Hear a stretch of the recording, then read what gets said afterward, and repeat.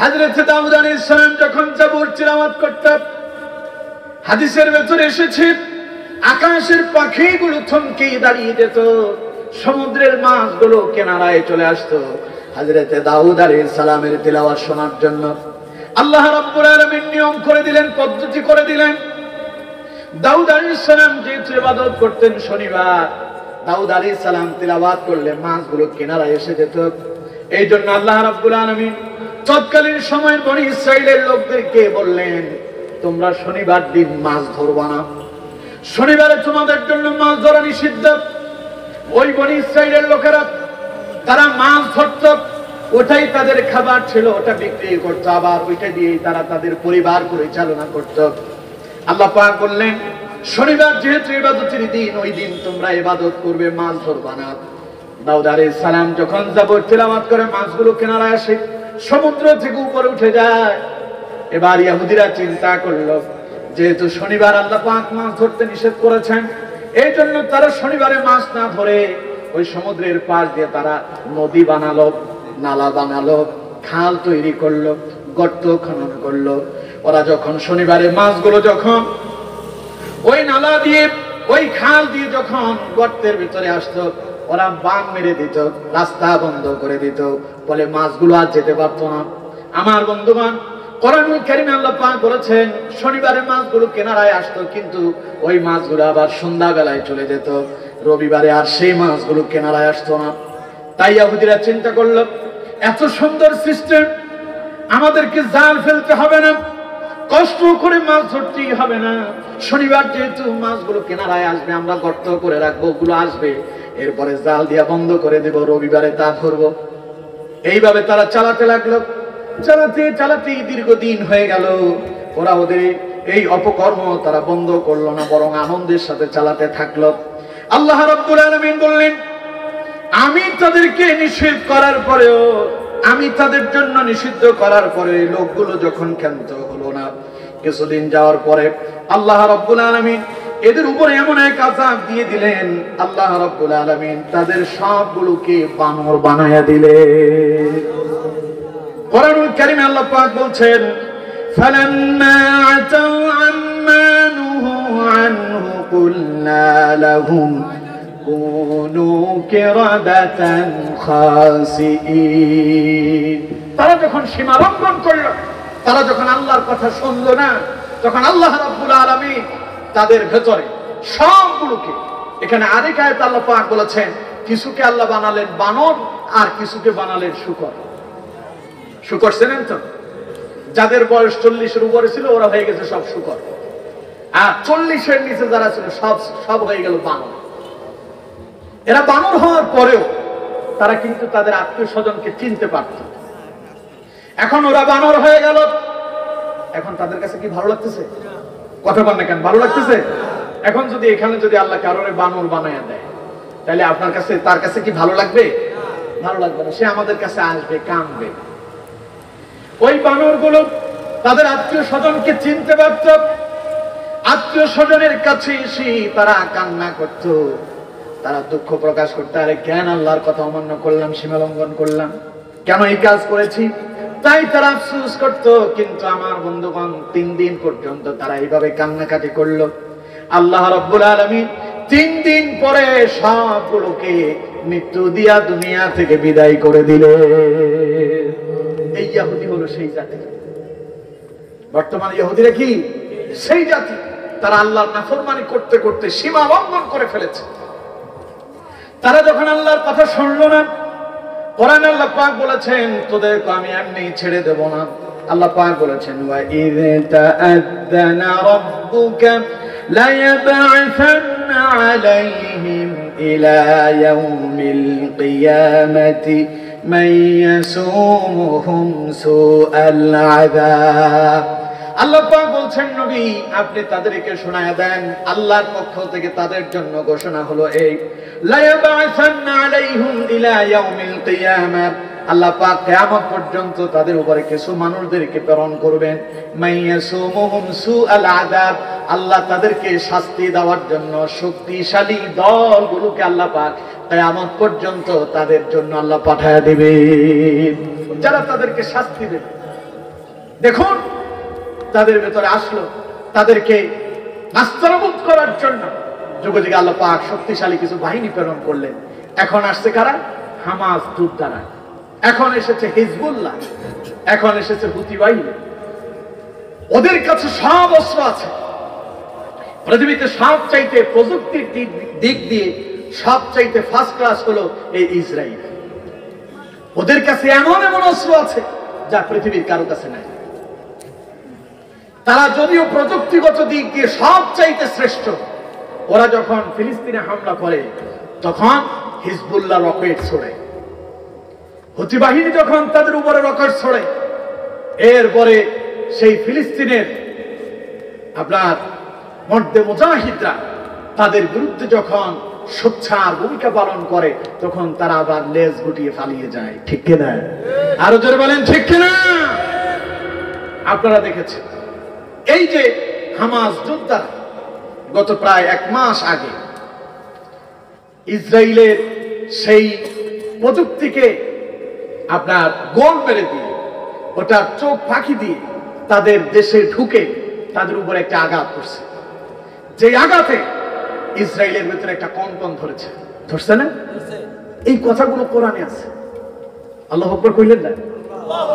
এই যে তারা এখন মুসলমানদেরকে মারার জন্য কামান নিয়ে ঢুকছে, ওদের কামানগুলো যে মুসলমানরা ধ্বংস করে দিচ্ছে, এই কথাগুলো কোরআনে আছে। আমি বলতেছি ভুল বলতেছি? কোরআনে মিলাবে বাড়িতে গিয়া যে হুজুর যে কইলো আসলে কথাটা মিললো কিনা। এদেরকে আল্লাহ কিভাবে নাস্তানাবুদ করবেন দেখুন। আল্লাহ পাক সূরা বানী ইসরাঈলের 7 নম্বর আয়াত আল্লাহ পাক বলছেন, আল্লাহ রাব্বুল আলামিন বলছেন, ফাইদা জাআ ওয়া'দুল আখিরাতি লিয়াসু'উ ওয়ুজুহাকুম وليدخلوا المسجد كما دخلوه أول مرة وليتبروا ما علوا تتبيرا। আল্লাহ পাক বলছেন ফাইদা জাআ ওয়া'দুল আখিরা, যখন সেই সময় আসবে তখন আল্লাহ পাক তার কিছু বান্দাদেরকে প্রেরণ করবেন, লিয়াসু'উ ওয়ুজুহাকুম, যাদের আসার পরে ওদের চেহারাগুলো মলিন হয়ে যাবে। কাদের কাদের চেহারা মলিন হবে? ইহুদিদের চেহারা মলিন হয়ে যাবে। তার মানে আল্লাহ পাক এমন এক শক্তিশালী বাহিনী তাদের উপরে প্রেরণ করবেন।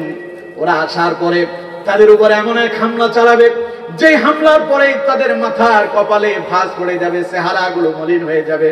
আপনারা দেখেছেন হামাস যোদ্ধা যখন ওই তাদের ইসরায়েলের ভেতরে ঢুকে যখন হামলা করলো, তারা পাগলের মতো হয়ে গেছে, চিন্তায় পড়ে গেছে যে ইহুদিরা প্রতিনিয়ত ফিলিস্তিনকে দখল করার জন্য তারা স্লোগান দিত আর আনন্দে নাচত। ওই ইহুদিরা পর্যন্ত এখন সেখানে ওই ইসরায়েলের সেই নেতা, তাদের প্রধানমন্ত্রী নেতানিয়াহুর বিরুদ্ধেও তারা স্লোগান দেয়। ঠিক কিনা? তার মানে তারা চিন্তায় পড়ে গেছে, তাদের চেহারাগুলো মলিন হয়ে গেছে, তারা অস্থির হয়ে গেছে।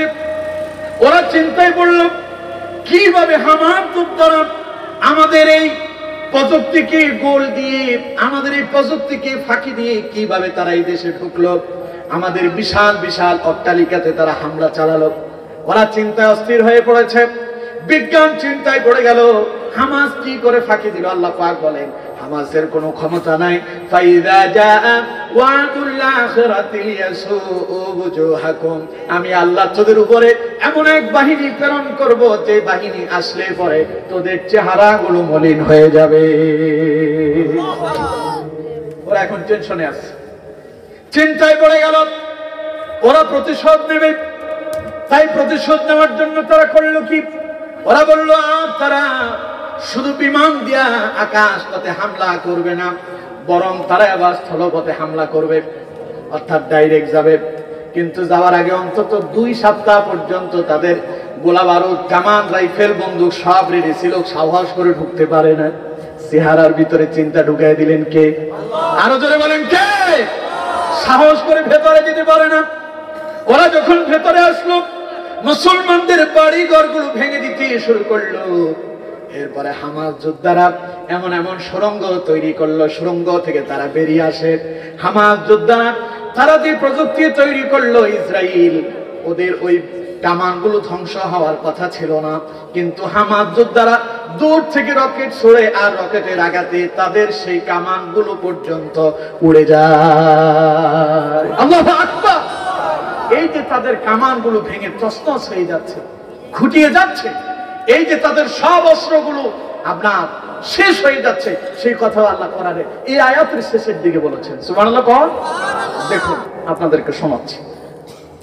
আমার বন্ধুগণ, আল্লাহ রাব্বুল আলামিন বলেছেন এমন বাহিনী তাদের উপরে প্রেরণ করব, তাদের চেহারাগুলো মলিন হয়ে যাবে, তারা চিন্তায় পড়ে যাবে। এরপরে আল্লাহ পাক বলছেন ওয়াল ইয়াদখুলুল মাসজিদা কামা দাখালুহু আউয়ালা মাররা। মুসলমানরা আবার পূর্বের মতো প্রথমবার যেইভাবে তারা তাদের মসজিদে আকসায় ঢুকেছিল, আবারও বুক ফুলিয়ে মুসলমানরা আবার মসজিদে আকসায় ঢুকবে। আল্লাহু আকবার। কার কথা? আরো জোরে বলেন কার কথা? আজ যে মুসলমানরা মার খাচ্ছে, আজ যে ফিলিস্তিনের মুসলমানরা রক্ত দিচ্ছে, আজ যে শিশুরা জীবন দিচ্ছে, নারীরা জীবন দিচ্ছে, পুরুষেরা জীবন দিচ্ছে, যোদ্ধারা জীবন দিচ্ছে, বেশি দিন চলবে না। আল্লাহ বলছেন মুসলমানেরা আবার মসজিদে আকসায় ঢুকবে, কাফেরদের মসজিদগুলোতে ভয়ে থরথর করে কম্পন ধরে যাবে। আল্লাহু আকবার। আল্লাহ বলছেন সময় বেশি দূর না, সময় খুব সন্নিকটে। আল্লাহু আকবার। কোন আরো জোরে কোন আল্লাহু আকবার। দেখুন আল্লাহ রাব্বুল আলামিন বলছেন যখন মুসলমানেরা তাদের উপর আঘাত করবে, চেহারা মলিন হয়ে যাবে, এরপরে মুসলমানেরা তাদের মসজিদে আকসার ভেতরে বুক ফুলিয়ে পূর্বের মতো আবার তারা ঢুকবে। এরপরে কি হবে? আল্লাহ পাক বলছেন ওয়ালিউতাব্বিরু মা আলাউ তাতবীরা। ইহুদিদের যত প্রযুক্তি আছে, তারা সারা জীবন ভর যা অর্জন করেছে, মুসলমানেরা তাদের সব ধ্বংস করে দিবে। সুবহানাল্লাহ। তো কইলেন না ধ্বংস করতেছে না? কথা কোন লেখা ধ্বংস করতেছে না? কোরআনের সাথে মিলে কথা কোন মিলে? ওদের সব ধ্বংস হয়ে যাবে, ওদের কোনো কারুকার্য আল্লাহর কাছে কামে আসবে না। কারণ আল্লাহ পাক বলছেন শয়তানের ষড়যন্ত্র চক্রান্ত হচ্ছে খুবই দুর্বল। ইন্না কাইদা শাইতানা কানা দাঈফা। শয়তানের চক্রান্ত হচ্ছে খুবই দুর্বল, আর আল্লাহ পাক কৌশল করেই মুসলমানদেরকে বিজয় দান করেন। সুবহানাল্লাহ। আল্লাহ পাক বলছেন ওয়া মাকারু ওয়া মাকারাল্লাহ ওয়াল্লাহু খায়রুল মাকিরিন। আল্লাহ রাব্বুল আলামিন বলছেন ওরা করে ষড়যন্ত্র চক্রান্ত, আমি আল্লাহ কৌশল করি, আমার কৌশলের কাছে তাদের সমস্ত ষড়যন্ত্র চক্রান্ত সব নস্যাৎ হয়ে যায়। ইসরায়েলের ওই ইহুদি বাহিনী তারা মরণাস্ত্র তৈরি করলো, গোলা বারুদ তৈরি করলো, কামান নিয়ে আসলো, আর মুসলমানদেরকে আল্লাহ পাক কৌশল শিখিয়ে দিলেন। ওরা কিছু সুড়ঙ্গ তৈরি করলো, সেখান থেকে বেরিয়ে এসে এমন হামলা করলো, ওদের কপালে ভাঁজ পড়ে গেল, ওদের বিশাল বিশাল অস্ত্রগুলো ধ্বংস হতে লাগলো। আল্লাহ পাক বলেন এইভাবে তাদেরকে আমি নস্যাৎ করে দেব আর মুসলমানদেরকে পৃথিবীতে বিজয় দান করে দেব। আজ বাংলাদেশও ফিলিস্তিনের চাইতে কোনো অংশে কম নয়, ঠিক কিনা? আরো জোরে বলেন ঠিক কিনা? ফিলিস্তিনের মুসলমানদের মতো ওই ছোট্ট শিশুর মতো আমাদের ঈমান যদি থাকতো, এই তাগুতের বিরুদ্ধে প্রতিবাদ করতে আমরা পারতাম কি পারতাম না? আরো জোরে বলেন পারতাম কি পারতাম না? আমরা অল্পতেই ভীতু হয়ে যাই, ভয় পেয়ে যাই, চিন্তায় পড়ে যাই, না জানি কি হয়ে যায়। আল্লাহ পাক বলছেন কিচ্ছু হবে না, একটু ঘুরে দাঁড়াও। মুসলমানরা যদি ঘুরে দাঁড়াতে পারে, আজকের বাংলাদেশে যে কালো মেঘ জমা হয়েছে, এই কালো মেঘ থাকবে না। আগামীকাল যে সূর্য উঠবে, ওই সূর্য কোরআনের বিজয়ের সূর্য হবে, ঠিক না? আগামীকাল যে সূর্য উদিত হবে, ওটা ইসলামের সূর্য হবে, ঠিক না? আগামীকাল যে সূর্য উদিত হবে, ওটা মুসলমানদের বিজয়ের সূর্য হবে, ঠিক না? একটু ঘুরে দাঁড়াতে হবে।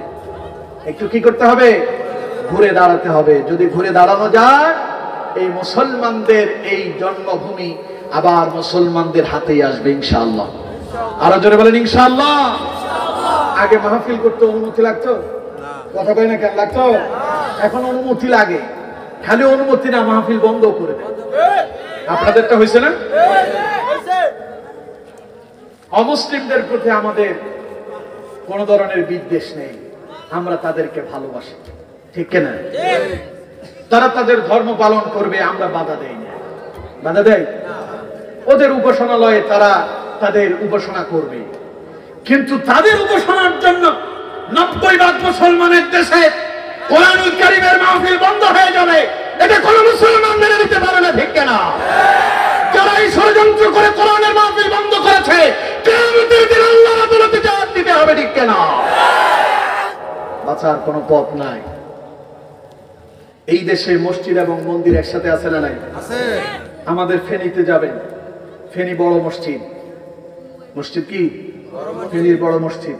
বড় মসজিদের বাম পাশেই দেখবেন হিন্দুদের মন্দির আছে। আছে। মন্দিরে তারা তাদের পূজা করে। মুসলমানদের মসজিদে কি নামাজ বন্ধ থাকে? কথা বলেন না কেন বন্ধ থাকে? মসজিদে মুসলমানদের নামাজের সময় নামাজ হয়, হিন্দুরা তারা তাদের পূজা মণ্ডপে পূজার সময় পূজা পালন করে। কই কোনো তো ভেদাভেদ নাই, কোনো মারামারি নাই। আপনারা মাঝখানে এসে মুসলমানদের ভিতরে ডিভাইড সৃষ্টি করলেন কেন? ওরা আর আমরা ঠিকভাবেই চলছি, আমাদের কোনো ভেদাভেদ নাই, কোনো অসুবিধা নাই। আপনারা কোরআনের মাহফিল বন্ধ করে দিয়া কি বোঝাতে চাইলেন? সুতরাং বোঝা যায় আপনাদের ষড়যন্ত্র আর চক্রান্ত দেখলেই বোঝা যায় আপনাদের মতলব ঠিক না। আপনারা বাংলাদেশটাকে লুটোপুটে খেতে চান। মনে রাখবেন, এই দেশের ইসলাম আছে, এই দেশে ইসলাম ছিল, বাংলাদেশ থেকে ইসলামকে মুছে দেওয়ার ক্ষমতা কার? বাংলাদেশে ইসলাম আছে, ইসলাম ছিল, ইসলামই থাকবে, ঠিক কিনা? আমি তো মাঝে মধ্যে বলি, বাংলাদেশের সব মানুষের নাম বদলাতে পারে, বইয়ের পাতায় স্বাধীনতা সংগ্রাম বদলাতে পারে, বঙ্গোপসাগরের সব পানি যেতে পারে শুকিয়ে, গোটা রাজধানী গিলে নিতে পারে বুড়িগঙ্গার ঢেউ, সুন্দরবন কেটে হতে পারে ইটের বাটারে লাকড়ি, শিল্পপতিরা দেউলিয়া হয়ে খুঁজতে পারেন চাকরি, চোর গুন্ডারা পেয়ে যেতে পারে মন্ত্রীর মর্যাদা, আইনের ফাঁকে কালো টাকা সব হয়ে যেতে পারে সাদা। অনেকেই বলে এই দেশে নাকি হুজুকে জাতির দেশ, দফায় দফায় বদলায় এর রং রং পরিবেশ, তাই বলে তো ইসলাম দেশে হুজুকে হবে না শেষ, হুজুকে হবে না শেষ, ঠিক না? ইসলাম এ মাটির পরতে পরতে জনপদে ঘরে ঘরে, ইসলাম এ জাতির 90% মানুষের অন্তরে, ইসলাম নিয়ে কেউ চিনিমিনি খেলে এমন শক্তি নেই, আর কিছু থাক না থাক এদেশে ইসলাম থাকবে, ঠিক না? সবকিছু বদলে যাক এদেশে ইসলাম থাকবে, আর কিছু থাক না থাক এদেশে ইসলাম থাকবে, ঠিক না? ন্যাশনাল স্টেডিয়াম হতে পারে তাজিং রঙের সিঙ্গে, ন্যাশনাল বাদদোয়েল বদলে হতে পারে কদু ফিঙ্গে, ন্যাশনাল পার্ক করা যেতে পারে কেন্দ্রীয় কারাগারকে, সেন্ট্রাল জেল হতে পারে ফ্যান্টাসি কিংডম পার্কে, আইন পাশ করে মাসের আড়ত হতে পারে সংসদটাও, যখন তখন যে কোনো পক্ষে যেতে পারে জনমত, নীতির অভাবে রাজনীতি সব হয়ে যেতে পারে বন্ধ, মিটে যেতে পারে রাজাকার আর মুক্তিযোদ্ধা দ্বন্দ্ব, রাষ্ট্র চাইলে সময়ের কাটা হতে পারে আগ পিছু, ঠিক না? হয়েছে না বাংলাদেশে? 1 ঘন্টা আগে দেওয়া হয়েছিল, আপনাদের স্মরণ আছে? ওই যে বিডিআর বিদ্রোহের পরে ওইটাকে ধামাচাপা দেওয়ার জন্য ঘড়ির কাছে 1 ঘন্টা কি আগে দেওয়া হয়েছে। রাষ্ট্র চাইলে সময়ের কাটা হতে পারে আগ পিছু, সম্ভাবনার স্বদেশে আমার হতে পারে সবকিছু, তবে শুধু ইসলাম চির উন্নত রবে, কখনো হবে না নিচু, কখনো হবে না নিচু। ইসলাম এ মাটির পরতে পরতে জনপদে ঘরে ঘরে, ইসলাম এ জাতির 90% মানুষের অন্তরে, ইসলাম নিয়ে কেউ চিনিমিনি খেলে এমন শক্তি নেই, আর কিছু থাক না থাক এদেশে ইসলাম থাকবে, সবকিছু বদলে যাক এদেশে ইসলাম থাকবে, ঠিক না? আওয়ামী লীগের নেতা কর্মীরা বিএনপি হতে পারে, অবাক হব না বিএনপি যদি নৌকায় সিল মারে, রাজপথ থেকে মুছে যেতে পারে গণতন্ত্রের দাবি, শোষকের হাতে চলে যেতে পারে ক্ষমতার তালা ছাবি, স্বার্থের হাত নাড়তেও পারে আইনের কলকাঠি, আবার রক্তে লাল হতে পারে আমার দেশের মাটি, ক্লাইভের সাথে ফের হতে পারে মির্জাফরের সন্ধি, বিদ্রোহী কবি হতে পারে ফের লৌহ কপাট বন্দি, এই ফিরিদের মাটি বীরদের গাটি শহীদের বাংলায়, জনতার ভোটে কিবা ভোট লুটে যেই যাক ক্ষমতায়, নাস্তানাবুদ হয়ে যাবে যদি ইসলাম ধরে যায়, ইসলাম ভুলে যায়। ইসলাম এ মাটির পরতে পরতে জনপদে ঘরে ঘরে, ইসলাম এ জাতির 90% মানুষের অন্তরে। ইসলাম নিয়ে কেউ চিনিমিনি খেলে এমন শক্তি নেই। আর কিছু থাক না থাক এদেশে ইসলাম থাকবে, সবকিছু বদলে যাক এদেশে ইসলাম থাকবে। ইসলাম আছে, ইসলাম ছিল, ইসলাম থাকবে। আর কিছু থাক না থাক এদেশে বিশ্বাস হয়, ধরে বলেন বিশ্বাস হয়, এদেশে সব বদলে যেতে পারে, ইসলাম বদলাবে না। যেরকম ঠিক না, এই দেশে ইসলাম আছে, এই দেশে ইসলাম ছিল, এই দেশে ইসলামই। আরো জোরে বলেন ঠিক না। সুতরাং ফিলিস্তিনে আজকে মুসলমানরা মার খাচ্ছে, বেশি দিন এটা চলবে না। বলছেন মুহাম্মদ সাল্লাল্লাহু আলাইহি ওয়াসাল্লাম, রাসূলুল্লাহ বলেছেন দ্বিতীয় নম্বর আলামত হচ্ছে সুন্নাহ ফাতহু বাইতুল মাকদিস। মুসলমানদের এই বাইতুল মুকাদ্দাস মুসলমানরা বিজয় করবে, আবার মুসলমানদের হাতে আসবে। এই বাংলাদেশে একদিন আবার কোরআনের প্রেমিক, আল্লাহর ওলিদের কাছে, আলেমদের কাছে, ইসলাম প্রেমিকদের হাতে আবার বাংলাদেশ আসবে ইনশাআল্লাহ। পড়েন ইনশাআল্লাহ। কয়টা গেল? আরো আছে কয়টা? 4টা। 3 নম্বর আলামত গণনা করেন। আল্লাহ নবী বলেছেন সুম্মা মুতানু ইয়াখুযু ফীকুম কাতআসিল গানাম। আল্লাহ নবী বলেছেন কিয়ামতের 3য় নাম্বার আলামত গণনা করে নাও। কিয়ামতের আগে এমন একটা ভাইরাস আসবে, এমন একটা ভাইরাস আসবে, সারা পৃথিবীতে লাশের সারি পড়ে যাবে, এমন অবস্থা হয়ে যাবে। আল্লাহ নবী বলেছেন সেই দিন অবস্থা এমন হবে, ইয়াখুযু ফীকুম কাতআসিল গানাম, ছাগলের পালের মহামারীর ন্যায় মানুষের মাঝে মহামারী ছড়িয়ে পড়বে।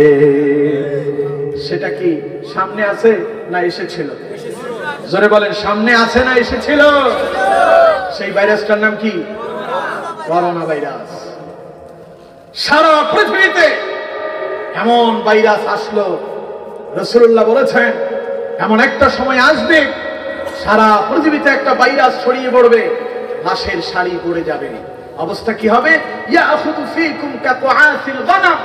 রাসূলুল্লাহ বলেছেন ছাগলের পালের ভেতরে মহামারী দেখা দিলে যেমন একটা ছাগলও বাঁচিয়ে রাখা অনেক কষ্টকর হয়ে যায়, মানুষের মাঝে এমন এক মহামারী আসবে, লাশের সারি পড়ে যাবে, মানুষকে বাঁচিয়ে রাখা অনেক কঠিন হয়ে যাবে। আমার বন্ধুগণ, সেই দিন সামনে নয় বরং পেছনে রেখে এসেছি।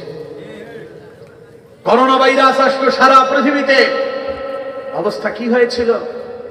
আমেরিকার মতো রাষ্ট্রের ভেতরে কম্পন ধরেছে। সবচাইতে বেশি মানুষ মরেছে যুক্তরাষ্ট্রে। করোনাতে সবচাইতে বেশি মানুষ কোথায় মরছে? যুক্তরাষ্ট্রে।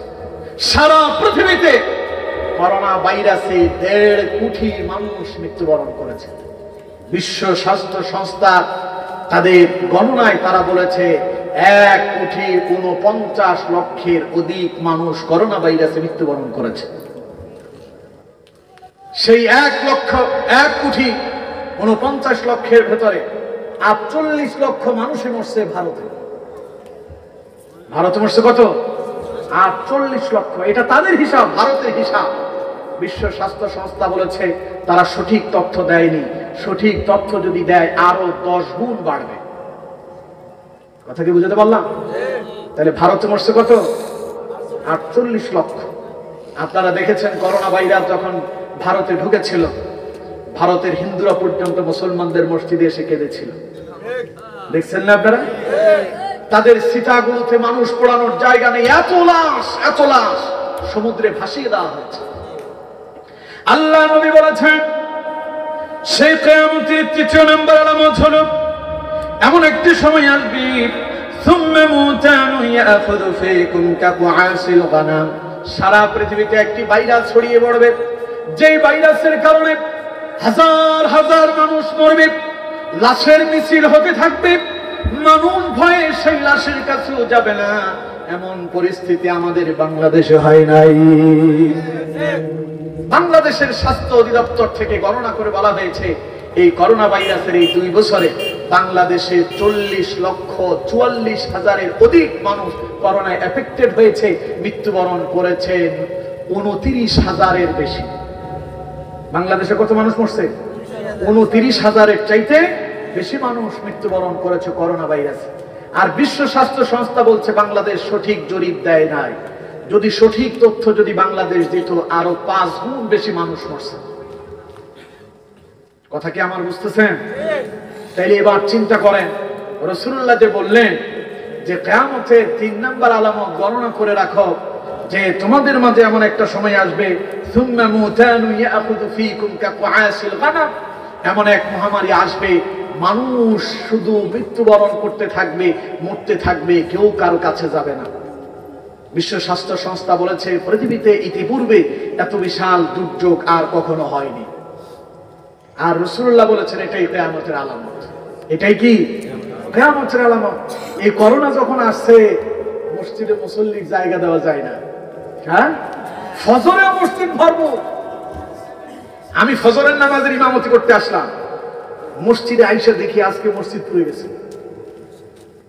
আরো লোকজন আসতেছে টর্চ লাইট মেরে মেরে। আমি চিন্তা করলাম এত লোক আজকে মসজিদে আইলো, ঘটনা কি?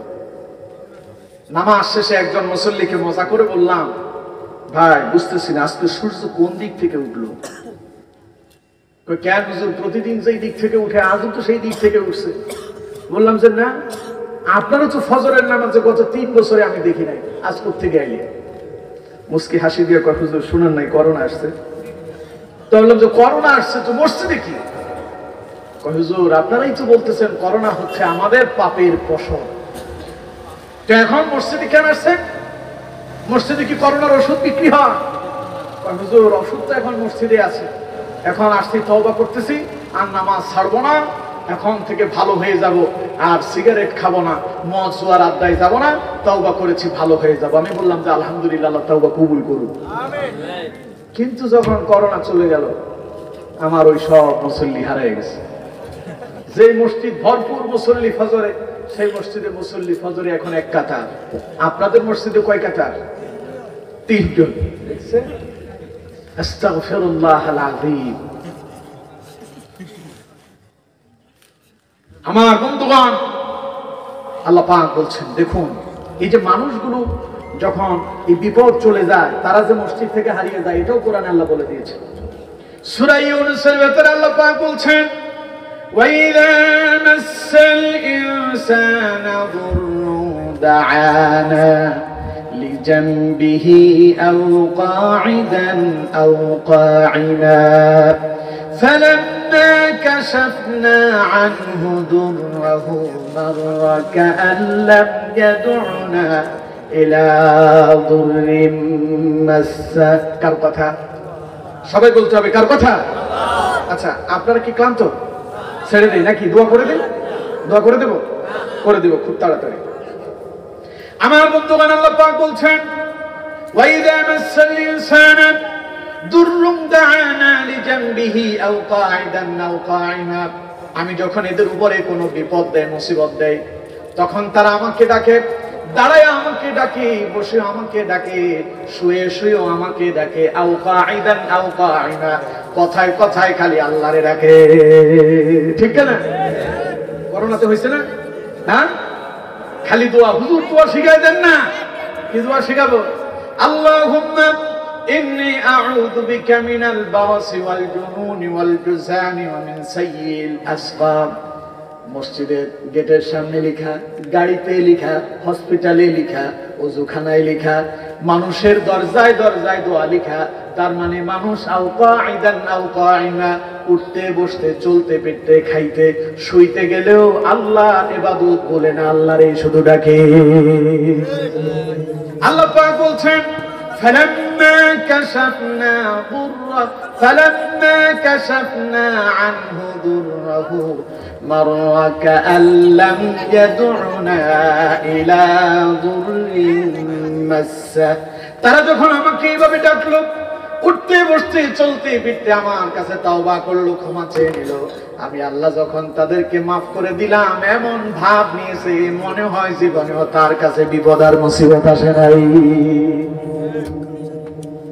এখন অবস্থা কি তাই না? কথা কোন ঠিক না? আল্লাহ কয় ও এমন ভাব নিছে মনে হয় জীবনেই তার কোনো বিপদ মুসিবত, কোনো কষ্ট তারে আক্রান্ত করে নাই। মসজিদে মুসল্লির জায়গা দেওয়া যায়নি, সেই মুসল্লি আজ হারিয়ে গেল।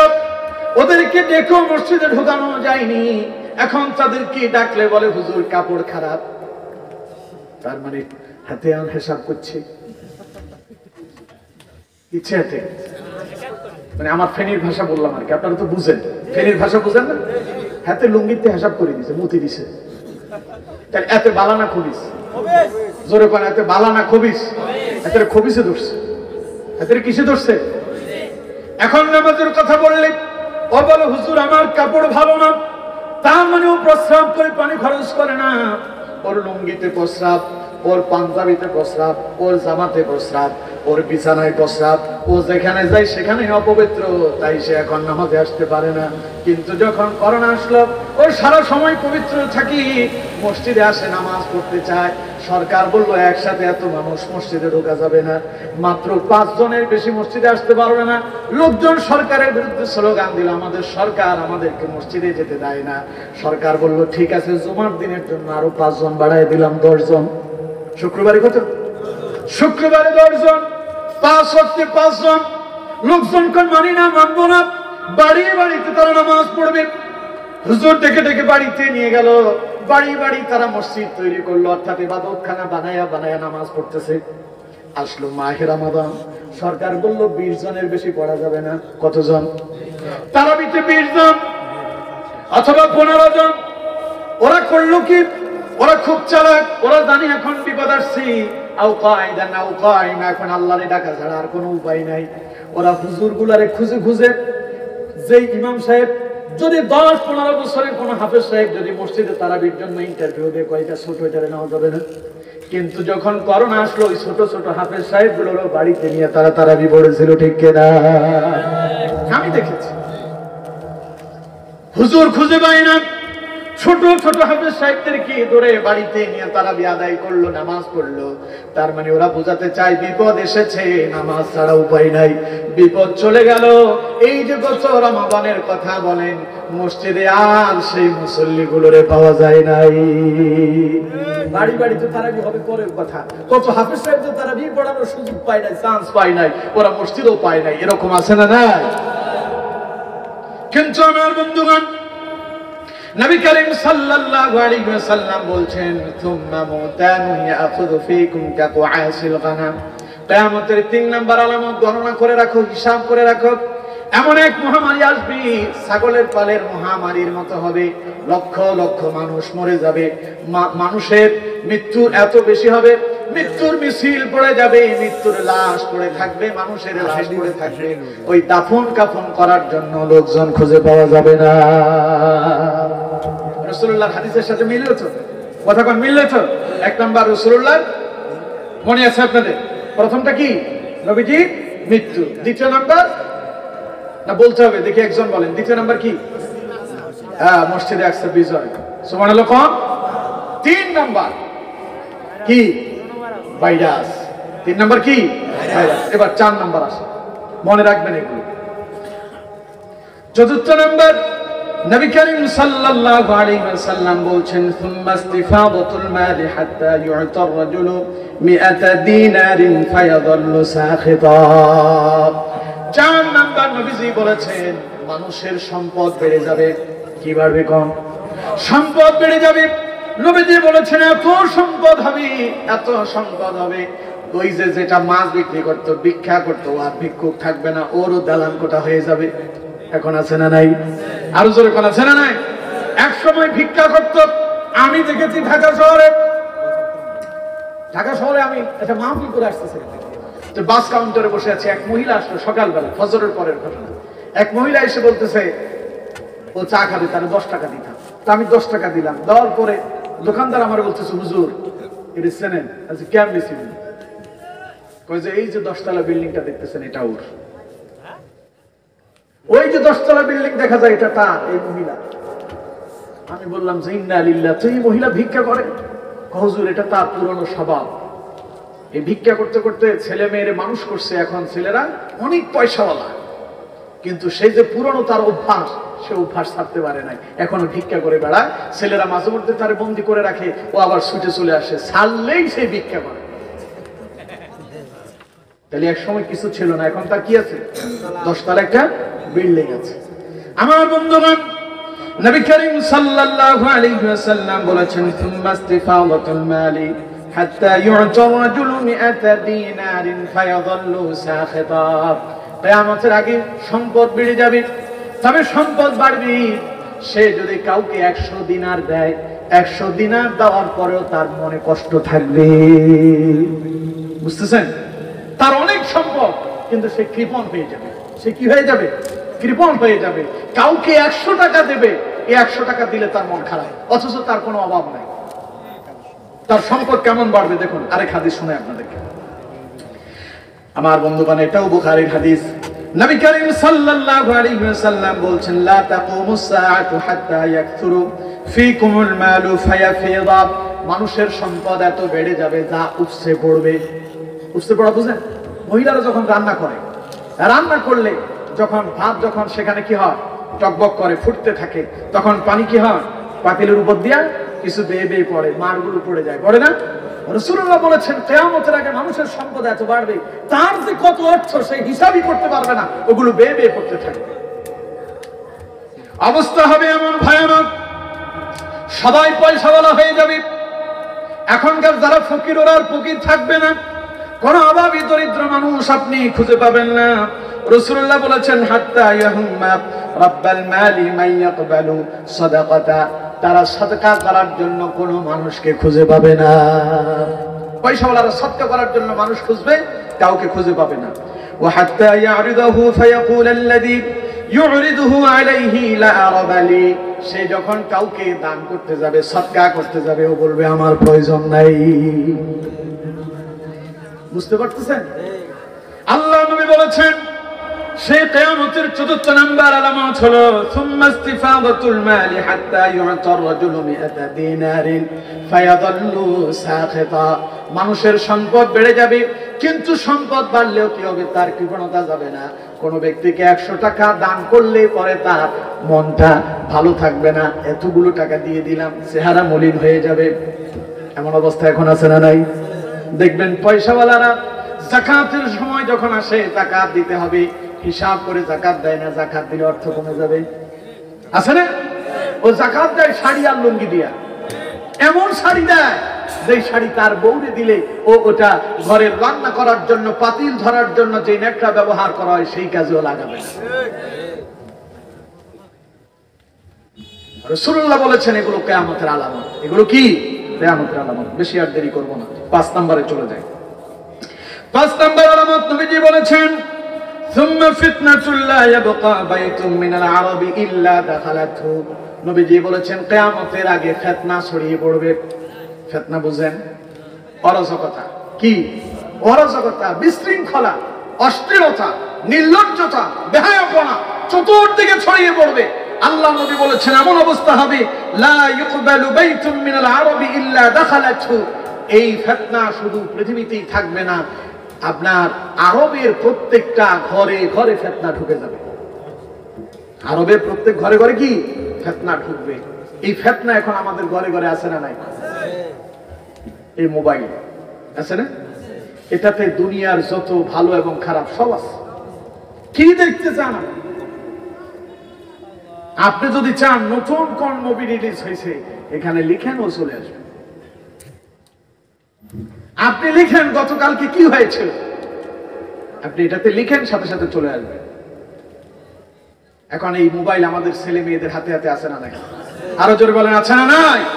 এই মোবাইলের কারণে কত পরিবারের যে ফ্যামিলির বিবাহ বিচ্ছেদ হচ্ছে, তা এখন আর ভাষায় বলার মতো না। ভুল বললাম? স্বামী থাকে প্রবাসে, স্ত্রী মোবাইল দিয়ে পরকীয়া চালায়, আছে না? আর এখন তো আরেকটা বের হয়েছে, টিকটক। হ্যাঁ, টিকটকের রোগে ধরছে বাংলাদেশের অনেক যুবক যুবতীদেরকে।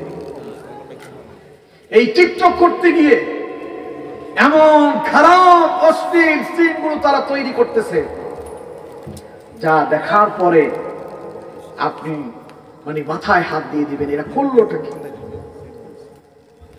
এখন ভিডিও করে, কাপল ভিডিও। কি ভিডিও? কাপল, স্বামী স্ত্রী বিবাহ শাদী কইরা ওরা যা করে দিনে আর রাতে সব মোবাইলে ছেড়ে দেয়। নাউজুবিল্লাহ বললেন না? তাইলে এখন ফিতনা ঘরে ঢুকলো কি ঢুকলো না? আরো জোরে বলেন, ঢুকলো কি ঢুকলো না? গত কয়েকদিন আগে দেখলাম এক মা অভিযোগ করলেন যে আমাদের শিক্ষাটাকে ধ্বংস করে দেওয়া হয়েছে। কিভাবে ধ্বংস করলো? অ্যাসাইনমেন্ট লেখার জন্য ছেলেদের হাতে হাতে এখন মোবাইল দিতে হয়।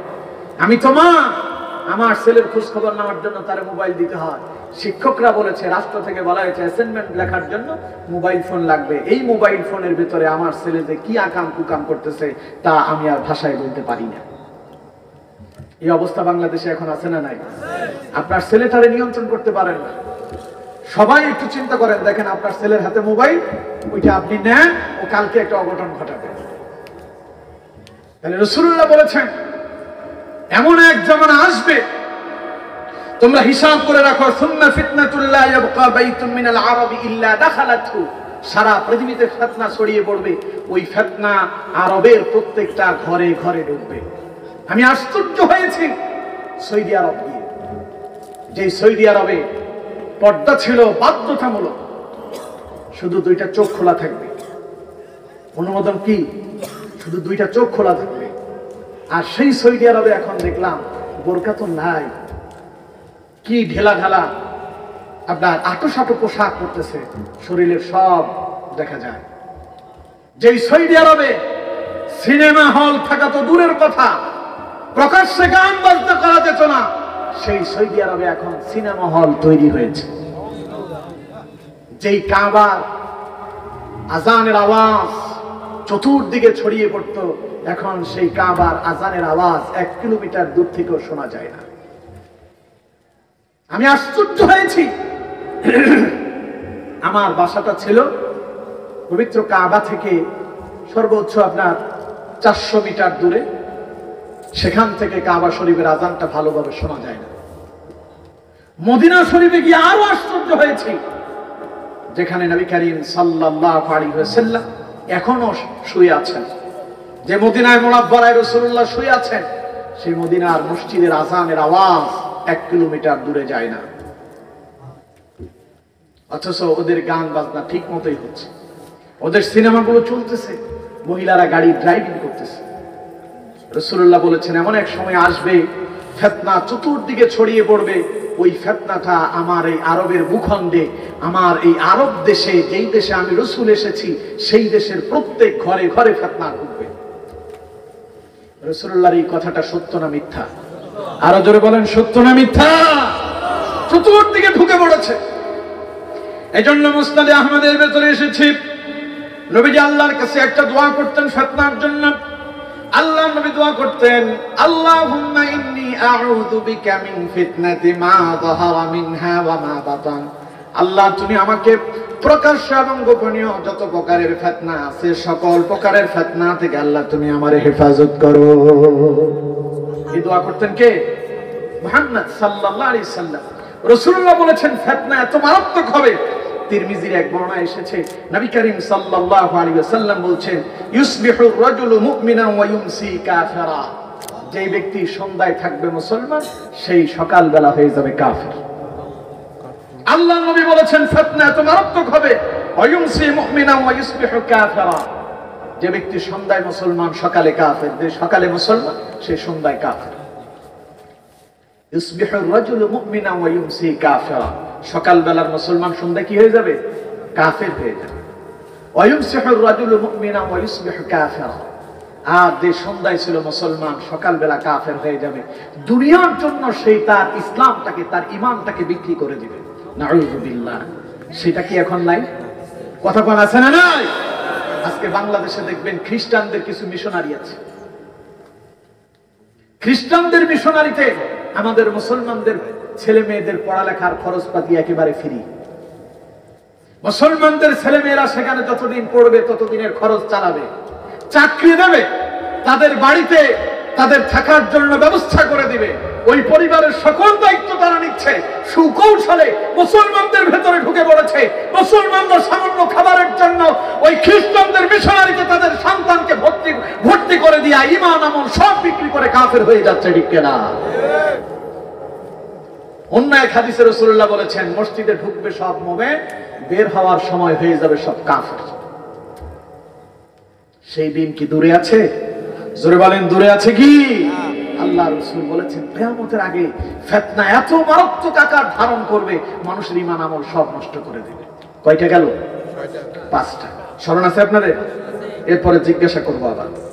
6 নাম্বার শেষ কথা, আল্লাহ নবী বলেছেন সুম্মা হুদনাতুন তাকুনু বাইনাকুম ওয়া বাইনা বানিল আসফা।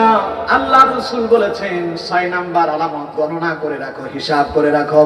কিয়ামতের আগে খ্রিস্টানরা, ইহুদিরা তোমাদের সঙ্গে যুদ্ধ বিরতির একটা চুক্তি করবে, যুদ্ধ বন্ধ করার জন্য তারা একটা চুক্তি করবে। সেই সময় আর বেশি দূরে নয়, মুসলমানরা যেইভাবে ইহুদিদের উপরে লেগেছে বেশি সময় লাগবে না। আরব বিশ্বগুলো যদি এক হয়ে যায়, ওরা মুসলমানদের সাথে যুদ্ধ বিরতি চুক্তি করবে, ঠিক না?